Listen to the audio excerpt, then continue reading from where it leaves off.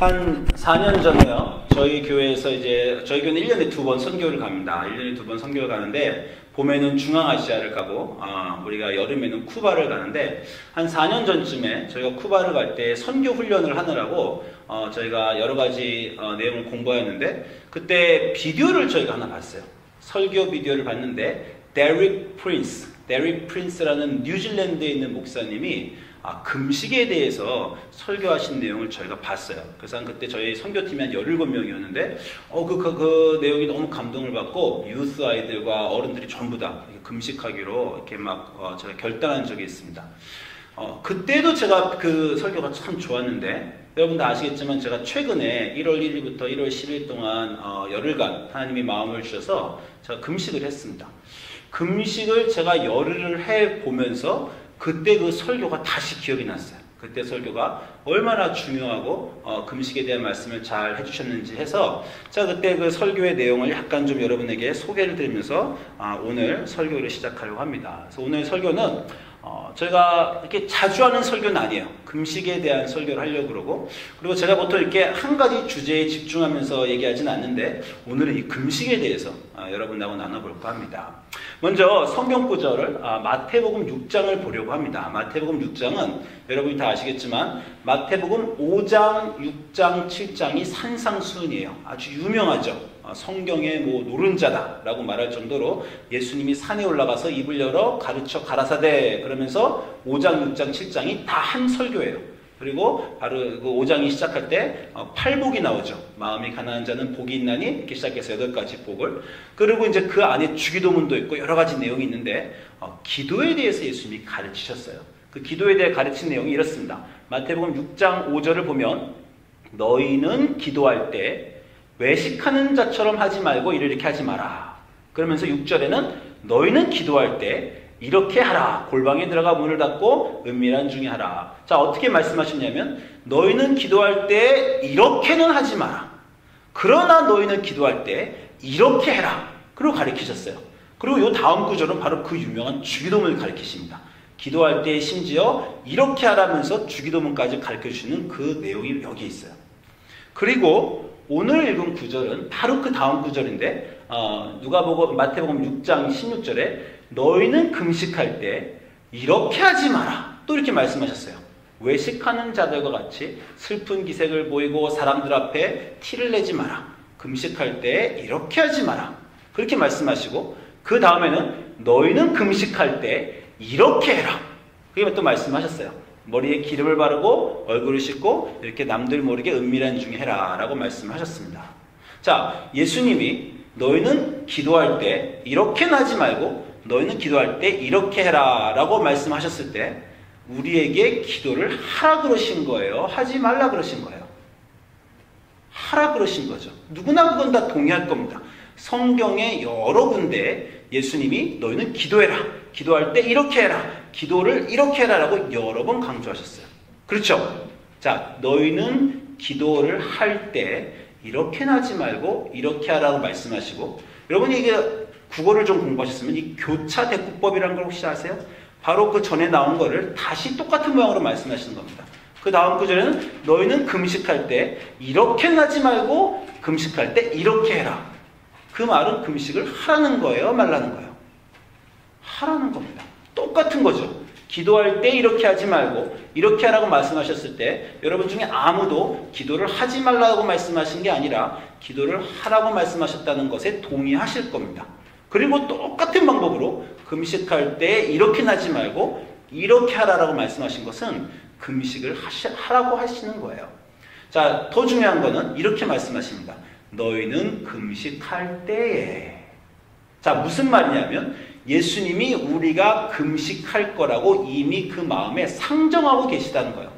내 제자들은, 하나님의 자녀들은 금식을 하지. 그러니 그들이 금식할 때에 어떻게 하라고 내가 말을 해줘야 되겠다. 그래서 너희는 금식할 때에 라고 말씀을 하셨다는 겁니다. 그리고 이 구절의 끝에는 또 놀랍게 끝나는데 너희가 금식할 때 올바로 하면 어떻게 한다고요? 내 하나님 아버지께서 갚으시리라. 영어로는요, God will reward you예요. 하나님이 상 주시리라. God will reward you for your fasting입니다. 너희가 금식하는 것에 상 받는다는 거예요. 심지어 금식은 여러분이 하나님께 상 받는 그런 놀라운 일이라는 겁니다. 그래서 금식을 여기서 예수님이 기도만큼 강조하고 계신 걸 알 수 있어요. 예. 여러분이 여기 교회 오셨는데 우리는 감리교회입니다. 감리교회 창시자는 존 웨슬리예요. 여러분이 아시는지 모르지만 요한 웨슬리인데, 요한 웨슬리가 이거에 대해 너무 잘 말씀하신 게 이렇게 말씀하셨어요. 금식을 해야 된다고 알면서 금식을 하지 않는 자는 기도를 해야 된다고 알면서 기도를 하지 않는 자와 같다. 이렇게 우리 웨슬리 감리교회 창시자 웨슬리가 그렇게 말했는데, 그 말은 뭐냐면 기도와 금식을 똑같이 여기고 계시다는 거예요. 저는 연합감리교 목사인데요. 심지어 존 웨슬리가 연합감리교 처음 창시했던 17, 18세기에 존 웨슬리 이렇게 말했습니다. 감리교 목사 중에 수요일과 금요일에 오후 4시까지 금식하지 않는 자는 목사로서의 자격이 없다.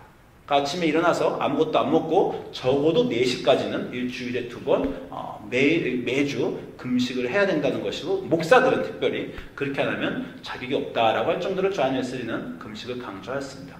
다시 말씀드리지만 저희가 신앙생활의 가장 중요한 2개의 기둥은 뭐냐? 말씀과 기도다. 우리가 하면서 한국교회가 기도와 말씀을 참 강조합니다. 새벽 기도도 하고 백일 기도도 하고 참 여러 가지 하는데, 이상하게 한국교회 또는 전체 기독교에 이상하게 강조가 잘 안 되는 것이 하나 있는데, 그게 금식 기도예요. 잘 강조 안 하십니다. 금식 기도가 여러분의 기도를 열어주고 기도를 강하게 하는 열쇠입니다. 그럼에도 불구하고 금식 기도가 잘 강조가 2000년 교회 역사에서 잘 되지 않았어요. 그것이 참 궁금한 거예요. 제가 이번에 다시 말씀드리지만 금식을 하면서 제가 느낀 게 뭐냐면요. 여러분이 기도라면 기도에 불이 붙습니다. 그렇죠? 그런데 금식은 제가 이렇게 생각했어요. 기도에 불을 붙일 때 금식을 하면 기름을 붓는 겁니다. 불이 확 붙습니다. 여러분의 기도를 권능 있게 하고 파워풀하게 하고 능력 있게 하는 게 금식이에요. 다시 말씀드리지만 금식을 잘 안 하시고 강조도 안 합니다. 그렇게 한 이유가 사실 있어요. 왜 그러냐면 이 구절 때문에 그래요. 이 마가복음 2장 18절 19절 이게 정말 문제 구절입니다. 예수님이 제자들하고 같이 있을 때 사람들이 예수께 마가복음 2장 18절에 사람들이 예수께 와서 말하되 요한의 제자들과 바리새인 제자들은 금식하는데 어째요 당신의 제자들은 금식하지 않습니까? 이렇게 물어봤더니 예수님께서 그들에게 이르시되 혼인집 손님들이 신랑과 함께 있을 때 금식할 수 있느냐? 신랑과 함께 있을 동안에는 금식할 수 없느니라. 그러나 신랑을 빼앗길 날이 있느니 그날에는 금식할 것이니라. 이 구절 때문에 많은 기독교인들이 예수님이 금식을 별로 좋아하지 않으시고 강조하지 않으셨다라고 생각을 하는 경향이 있습니다. 금식은 뭐 좀 다소거니 신앙적인 어떤 틀이고 바리새인들이 하는 것이고 진짜 우리의 마음을 닫는 것보다는 위선자가 하는 것 같은 그런 느낌을 좀 주어서 예수님 금식을 별로 강조 안 했다 이렇게 말씀하시는 경우가 있습니다. 그리고 실제로요. 복음서 전체 예수님이 너희는 금식하라 이렇게 말씀하신 적이 없어요.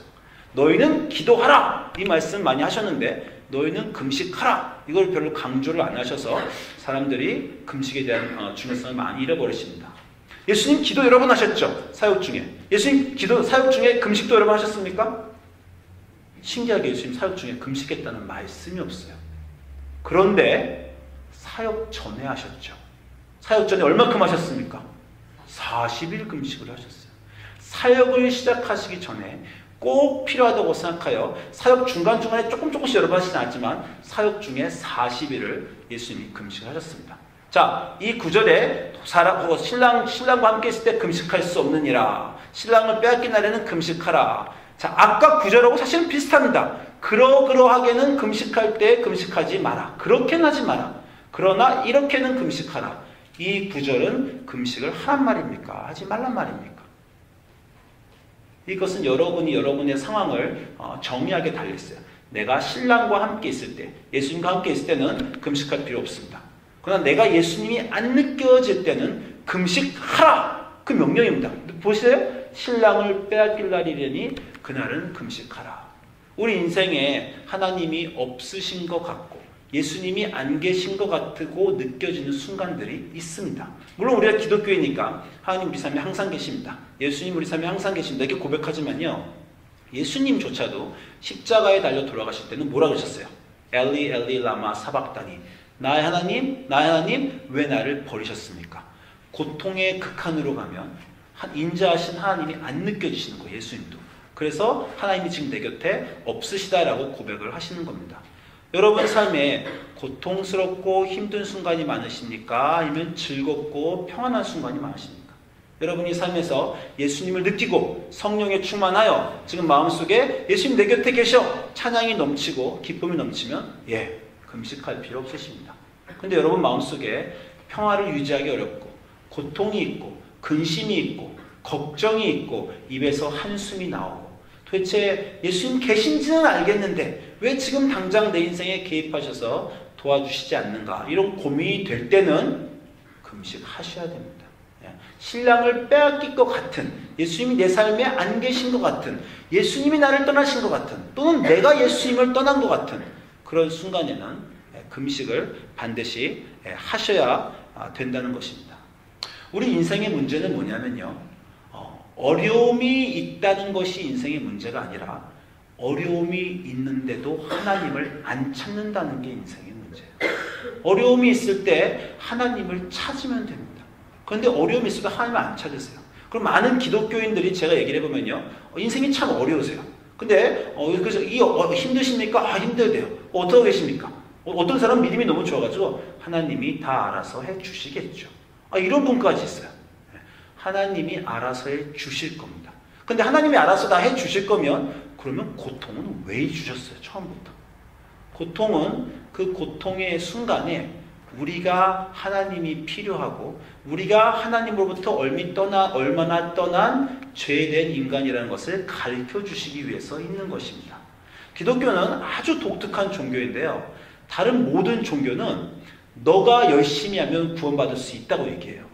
그래서 인간의 노력을 강조합니다. 그 불교도 산에 열심히 올라가서 돛 닦으라고 하고, 힌두교는 막 고통을 받으면서 요가를 하라고 하고, 그게 뭐예요? 너희가 그렇게 열심히 노력하면 너희 인생의 문제를 너희가 해결할 수 있다라는 것이 다른 종교들이고요. 기독교만 너가 아무리 해도 너희 인생은 너가 해결할 수 없어. 너는 아파. 넌 치료를 못해. 그래서 너는 구원자가 필요해. 누군가 너를 도와줘야 돼. 너는 예수님이 필요해. 라고 말하는 게 기독교 종교입니다. 여러분, 예수님이 구원받는 사람들에게 이렇게 말씀하십니다. 마태복음 9장 12절 가면 예수께서 사람들에게 건강한 사람에게는 의사가 쓸데없고 병든 자에게만 쓸데있느니라. 나는 의인을 부르러 온 것이 아니라 죄인을 부르러 왔다. 바리새인들에게 하는 말입니다. 나는 괜찮아. 내 인생은 괜찮아. 내가 신앙생활 매일 열심히 하고 성경 열심히 읽고 하나님 열심히 찾기 때문에 나는 괜찮아 라고 생각하는 유대의 경건한 사람들에게, 그러나 너희가 괜찮다면 너하고 나는 아무 관계가 없다. 너가 건강하다고 한다면 관계가 없다. 너가 스스로 주님처럼 병들었습니다. 제 인생은 망가졌습니다. 제 인생은 깨졌습니다. 저는 도저히 회복할 수가 없습니다. 제 아이들도 제가 많이 상처 주고 이 상처를 회복할 수가 없습니다. 주님만 해주실 수 있습니다. 제 아픈 것을 주님이 고쳐주십시오. 라고 오는 사람에게는 내가 의미가 있다. 예수님이 그렇게 말씀하시는 거예요. 요한복음 9장 41절에 가면 예수님이 이렇게 말씀하십니다. 너희가 맹인되었다면 너희가 스스로 주님 저는 보지 못합니다. 하나님이 보시는 걸 보지 못합니다. 저는 인생에 아무것도 모릅니다. 저는 바보입니다. 저는 정말 주님 필요합니다. 라고 하는 너희들에게는 구원이 있지만, 그러나 너희가 저는 괜찮습니다. 지낼만 합니다. 이 정도면 제 인생 그렇게 나쁘지 않습니다. 다른 사람보다는 좀 나은 것 같습니다. 라고 하면 너의 죄가 그대로 있다라고 합니다. 평소에는 우리가 우리의 인생이 얼마나 우리가 하나님 앞에 죄인인지를 알지를 못해요. 그래서 고통이 옵니다. 고통이 온다는 거, 인생에 시련이 온다는 거예요. 시련과 고통이 오면 그때서야 우리가 드디어 내 인생 정말 망가져 있었구나. 나는 정말 힘들구나. 나는 정말 아무것도 아니구나. 라고 알게 되고 하나님께 돌아오고자 하는 마음이 고통이 와야 생기는 거예요. 그래서 고통이 없는 사람은 하나님으로부터 멀리 떨어져 있는데도 떨어져 있는 줄 모릅니다. 고통이 와야 내가 하나님께 돌아가야 된다는 것을 알아요. 그래서 여러분 요엘서 보면 요엘서 2장 12절에 이렇게 말씀하십니다. 여호와의 말씀에 너희는 이제라도 금식하고 울며 애통하고 마음을 다하여 내게 돌아오라. 자, 무슨 말이냐면 이스라엘이 하나님으로부터 떠났어요. 근데 이스라엘은 떠나는 줄도 몰라요. 자기들이 괜찮다고 생각해요. 그 괜찮다고 생각하는 사람들에게 하나님이 돌아와라. 내가 너에게 갈 텐데 너희도 돌아와라 라고 말씀을 하시는 겁니다. 어떻게 돌아오라고요? 금식하고 울며 애통하고 마음을 다하여 내게 돌아오라. 너희는 옷을 찢지 말고 마음을 찢고 너희 하나님께 돌아오라. 돌아오라. 고통이 왔으니 너희 인생이 이렇게 나로부터 멀리 떠나가는 줄로 알고 돌아오라. 내게는 기쁨과 평화가 있는데 너희 인생이 그렇지 않으면 내게 돌아오라 라고 하시는 겁니다. 하나님께 돌아가는 성경적인 대답이 금식입니다. 모든 성경의 구약과 신약에서 하나님께 돌아오라는 외침 속에는 금식으로 돌아오라는 것이 있어요. 왜 그러냐면 금식의 정의는 뭐냐면 금식은 자기를 낮추는 성경적인 행위입니다. 어떻게 낮추는 거냐면 내 인생이 힘들어요. 다시 말씀드리지만 다른 종교인들은 인생이 힘들면요 무언가 자기가 합니다. 정말 점술가를 찾아가기도 하고 자기 친척 중에 높은 사람한테 전화를 하기도 하고 자기가 어떻게 뭔가 하려고 그러는 사람들이 이상한 사람들이에요. 자기 인생의 어려운 가운데 막 허우적거리면서 어떻게든지 내가 고쳐보려고 해요. 돈이 없으면 주식을 해보려고도 하고 복권을 사보려고도 하고 뭔가 투자하려고도 하고 여러 사람에게 자문을 구하기도 하고 무언가 내 인생의 어려운 것을 내가 해결해 보겠다라는 게 이상한 사람들이에요. 기독교인들은 인생이 어려울 때 겸손하게 이렇게 말하는 겁니다. 주님, 이 인생이 어려운 건 다 제 인생이 제가 잘못한 것 때문입니다. 그리고 저는 어떻게 해도 고칠 수 없다는 걸 저는 알고 있습니다. 제가 하는 모든 노력들은 이 모든 걸 더 악화시킬 뿐이라는 것도 저는 알고 있습니다. 저는 한 걸음 물러나겠습니다. 제 인생의 문제에서. 주님이 오시옵소서.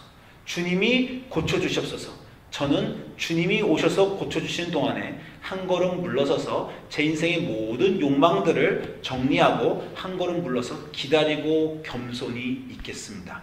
라고 하는 태도가 금식입니다. 내 인생의 가장 기본적인 것, 세 끼 밥을 먹는 행위를 내가 멈추면서 주님을 기다립니다. 내가 하지 않습니다. 내가 밥 먹고 열심히 내 체력으로 내 시간으로 내가 하는 게 아니라 저 그냥 아무것도 안 하겠습니다. 금식하면서 방에서 가만히 앉아서 골방에 들어가 기도하면서 이 모든 것이 잘못되고 있는 상황에서 저는 하나님을 기다립니다. 하나님 오셔서 고쳐주시옵소서 라고 하는 겸손한 태도가 바로 금식의 태도입니다. 제가 성경적인 예를 보여드릴게요. 여러분 에스라를 한번 보겠습니다. 에스라는 어떤 사람이냐면 포로기 때 포로가 끝나고 이스라엘로 돌아오고 있어요. 근데 그 포로기의 페르시아의 왕한테 에스라가 그렇게 말했습니다. 우리가 돌아가서 성전을 다시 제2성전을 지을 텐데 하나님이 우리를 도와주실 것입니다. 그렇게 말하고 에스라가 여행을 떠났어요. 여행을 떠났는데 왕이 그러면 여행 떠나는 중에 옛날에는 정말 여행을 장거리 여행하면 강도를 만나고 강의 위험과 도적의 위험이 있어요. 그러니까 왕이 군사를 대주겠다고 했는데 에스라가 왕 보고 군사 필요 없습니다. 이렇게 말해요.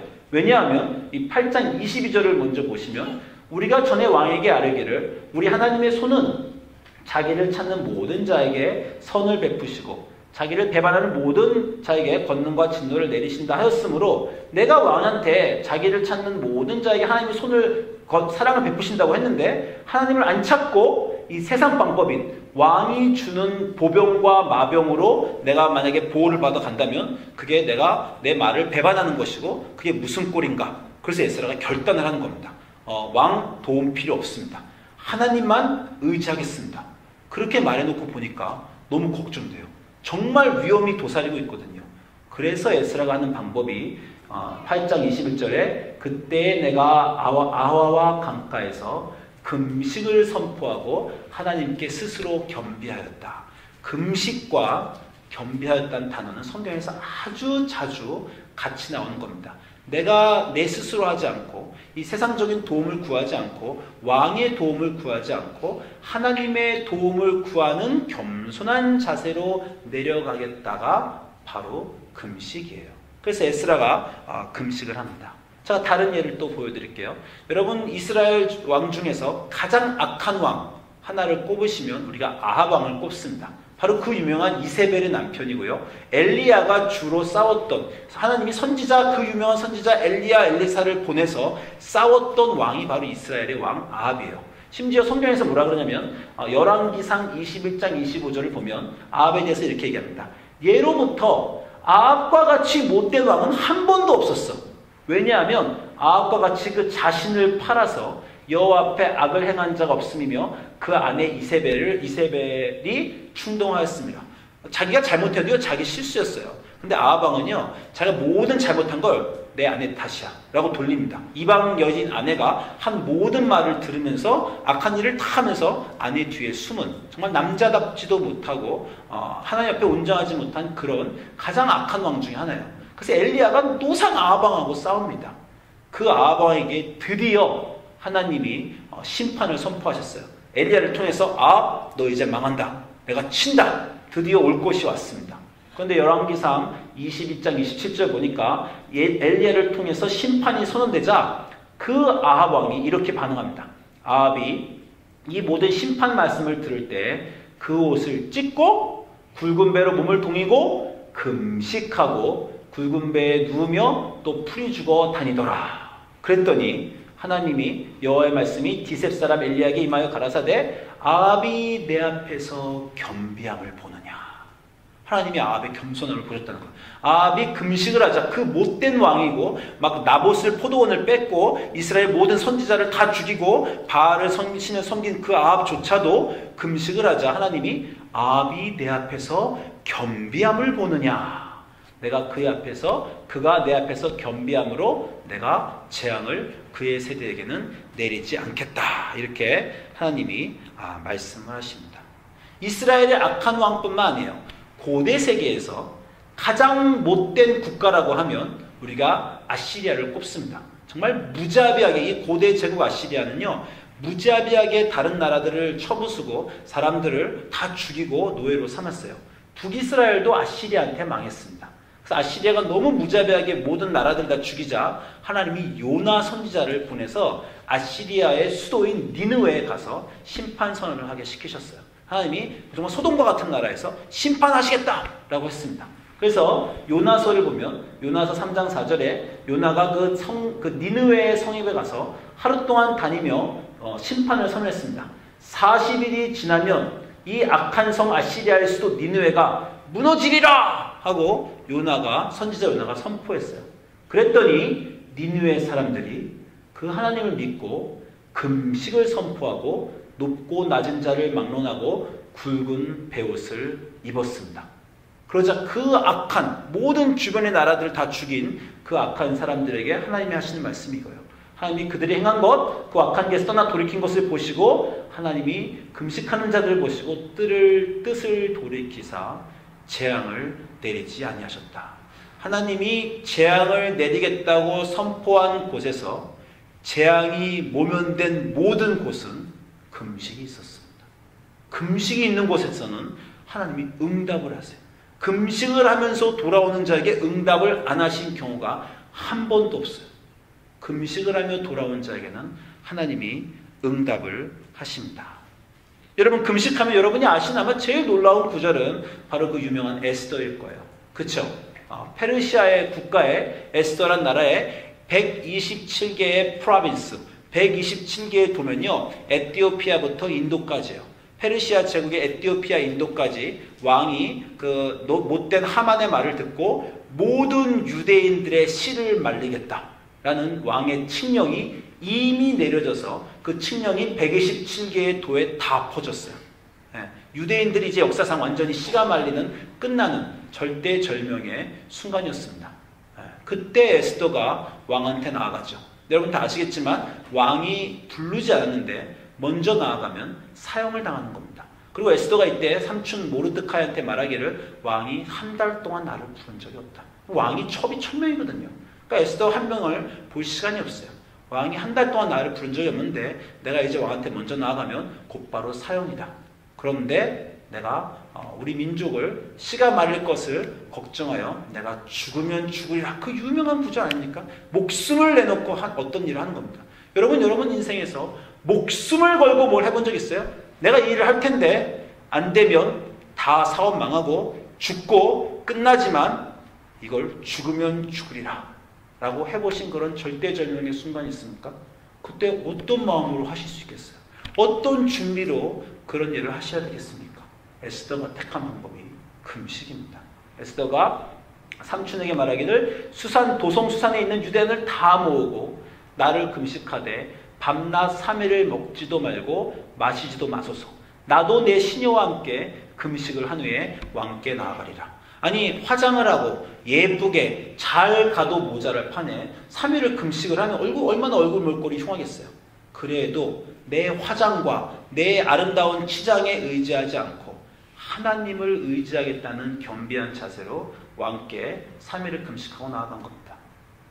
어떤 목사님이 웃긴 설교를 갖고 하셨는데 당시 미녀들은 다 좀 궁궐에서 너무 많이 먹어갖고 얼굴이 통통하고 뚱뚱했대요. 그래가지고 에스더가 3일을 금식하자 통통한 게 빠지고 예뻐져가지고 왕이 두고 막 손을 내밀었다. 뭐 이렇게 농담하는 그런 분까지도 있어요. 실제로 뭐 금식이 건강에 도움이 된다. 이렇게 말하는 사람도 있습니다. 뭐 저도 솔직히 고백하자면 1월 1일부터 1월 10일까지 금식을 하면서 영적으로 좋은 게 많이 있었지만요. 크리스마스 연휴 동안에 막 몸무게만 보면 처음 보는 숫자가 막 나오더라고요. 이 숫자는 내가 본 적이 없는데. 그런데 열흘 금식했더니 물론 그게 멈췄습니다. 그런 사이드 임팩트도 물론 있기는 있어요. 그러나 그런 것을 얘기하는 것은 아니죠. 결코. 단식이 아닙니다. 금식은 여호와 앞에 겸비하는 모든 사람들이 성경에서 택한 방법입니다. 내가 하지 않고 하나님이 하실 것을 기대합니다. 저는 마음이 바쁘고 급하고 뭔가 해야 될 것 같지만 저는 음식도 안 먹고 한 걸음 물러서서 기도하고 있겠습니다. 주님께서 하시옵소서. 그렇게 고백하는 행위고 그렇게 고백하는 모든 사람에게 성경에서 보면 하나님이 응답하셨다는 거예요. 이렇게 기도를 파워풀하게 강력하게 도와주는 이 수단이 이상하게 기독교에서 별로 강조가 안 됐어요. 왜 그런 줄 아세요? 금식이 힘들잖아요. 금식이 힘드니까 사람들은요 성경을 볼 때 자기가 보는 것만 보고 싶어 합니다. 그래서 아까 그 마가복음 2장 18절에 신랑을 빼앗기지 않으면 금식하지 않아도 좋다 이런 말에 기독교인 전부 다 난 예수님이 내 곁에 계시니까 난 예수님이 함께 하시니까 굳이 뭐 금식하지 않아도 된다고 하셨지. 그 말을 어떻게 그렇게 픽업하는지 모르겠어요. 다시 말씀드리면 성경에 여러 가지 말씀들이 있는데 여러분이 밸런스를 보셔야 됩니다. 어떤 말씀이 강조가 되고 어떤 말씀이 더 중요한가. 물론 막 굴물한 게 아니에요. 그래서 여러분이 마음에 기쁨이 넘치고 성령이 넘치고 기쁨이 넘칠 때는 금식하지 않으셔도 됩니다. 그러나 내 인생에 지금 문제가 있고 하나님의 개입이 갈급하고 예수님의 도움이 필요할 때는 금식하고 나오라고 성경에 여기저기서 아주 강조하고 있고 그 금식을 통해서 얼마나 놀라운 일이 일어나는지 성경 곳곳에서 증언하고 있습니다. 여러분의 기도가 효과적이 되고 힘을 받는 그런 방법이에요. 제가 한 구절만 더 나누겠습니다. 사도행전 13장입니다. 사도행전 13장은 어떤 구절이냐면 드디어 사도행전 전체는 예루살렘 교회가 나오고 안디옥 교회가 나와요. 사도행전 전체를 이끌어가는 두 개의 교회입니다. 예루살렘 교회는 사도들이 있고 권능이 있고 기적이 있는 교회예요. 베드로가 있고 요한이 있고 기적이 막 일어나서 처음에 마더교회, 모교회가 되는 게 예루살렘 교회입니다. 사도행전 후반을 이끄는 교회는 예루살렘 교회가 아니라 안디옥 교회예요. 안디옥 교회가 사도 바울과 바나바를 선교사로 파송하고요. 사도 바울의 선교여행 1차, 2차, 3차 선교여행이 모두 다 안디옥 교회에서 시작해요. 사도행전에서 안디옥 교회 하면 선교교회의 대명사라고 하는 것입니다. 그 안디옥 교회가 처음 등장해서 선교사를 파송하는 장면이 사도행전 13장이에요. 드디어 기독교 역사에서 그 유명한 선교사 바울이 파송되는 구절입니다. 그러니 그 안디옥 교회에 이렇게 말씀하십니다. 사도행전 13장 1절 2절에 안디옥 교회에 이러이러한 교사들과 선지자들이 있었는데 안디옥 교회가 개인이 아니라 교회 전체가 주를 섬겨 금식할 때 성령이 이르시되 내가 불러일으키는 일을 위하여 바나바와 사를 따로 세우라 라고 말씀하신 거예요. 여러분 이 구절을 쉽게 읽을지 모르지만 성령이 교회를 불러서 말씀하신다는 건 얼마나 굉장한 겁니까? 여러분이 기도하시다가 가끔 마음속에 성령의 음성을 들으실 수도 있어요. 그게 아니라 집단적으로 들렸다는 거예요. 교회가 모였는데 교회 사람들에게 성령의 음성이 들렸다는 거예요. 성령이 교회에 말씀하여 가라사대 내가 원하는 일을 위하여 2명을 따로 세워라 라고 하신 겁니다. 어떻게 할 때요? 그들이 금식할 때. 제가 2가지 이유를 들고 싶습니다. 아마도 금식을 하고 있었기 때문에 금식을 한다는 것은 또 말씀드리지만 여러분이 육적인 것을 버리고 영적인 것에 집중하는 행위예요. 여러분이 음식을 제어하면요 제어 못할 게 없습니다. 사실 여러분 중에 많은 몸에 욕심이 있는 분들이 있을 거예요. 어떤 사람은 먹는 거에 약하고요. 어떤 사람은 성행위에 약한 사람이 있습니다. 어떤 사람은 도박에 약한 사람이 있어요. 어떤 사람은 술과 담배에 약한 사람도 있습니다. 그 여러 가지 우리에게 육신의 약점이 있는데 한번 해보세요. 밥을 그만 먹으면요 다른 모든 욕심들은 생각도 안 납니다. 여러분이 만약에 도박을 막 하시는 분인데 내가 도박을 끊어야지 하고 있는데 잘 안 끊어져요. 너무 도박을 하고 싶어서. 근데 한번 밥을 안 먹어보세요.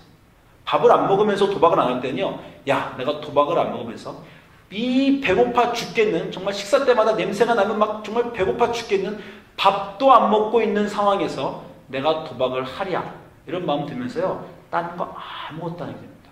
제가 그렇게 됐어요. 1월 1일부터 1월 10일까지 제가 인생에 여러 가지 영화도 보고 여러 가지 제가 좀 하지 말아야 되겠다가 밥을 안 먹으니까 밥도 안 먹는데 내가 지금 영화를 볼까 이런 마음이 들더라고요. 그래서 제가 열흘 동안 금식을 하면서 이 생각을 했습니다. 이 열흘 동안 금식한 걸 생각하면서 올해 1년 내내 내게 유혹이 찾아올 때마다 어떤 게 육신의 욕심이 들 때마다 금식한 그 순간을 생각해야지.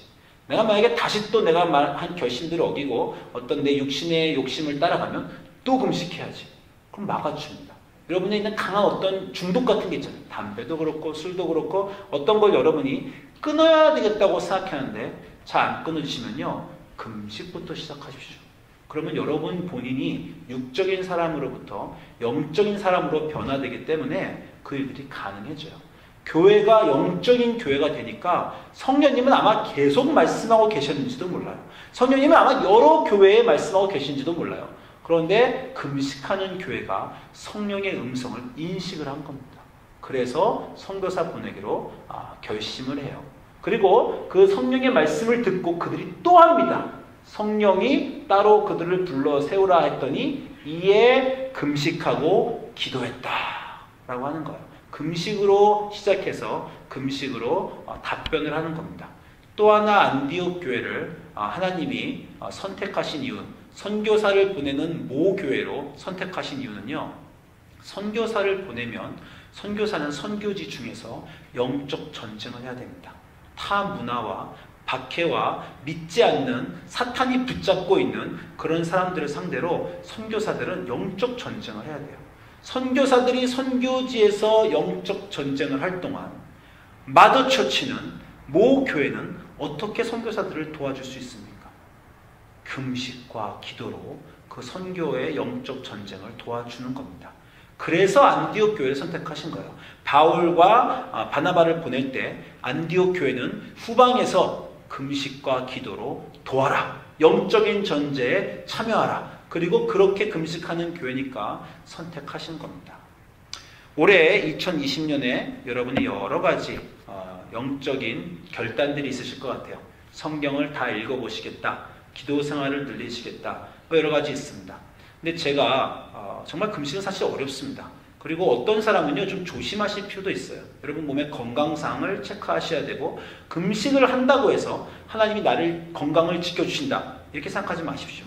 왜냐하면 여러분 다 혹시 들었는지 아시겠지만 한국에서 가장 크고 영향력이 있는 분당 우리 교회 이찬수 목사님의 아버님은 40일 금식에 들어가셨다가 17일 만에 돌아가셨어요. 그런 일도 있습니다. 금식을 한다고 하나님이 도와주시지 않아요. 건강을 지켜주지 않습니다. 그럼에도 불구하고 혹시나 금식을 하다가 나의 건강이 해칠 것임에도 불구하고 그럼에도 나는 금식을 해야 되겠다는 그 마음과 결단으로 금식을 하시는 겁니다.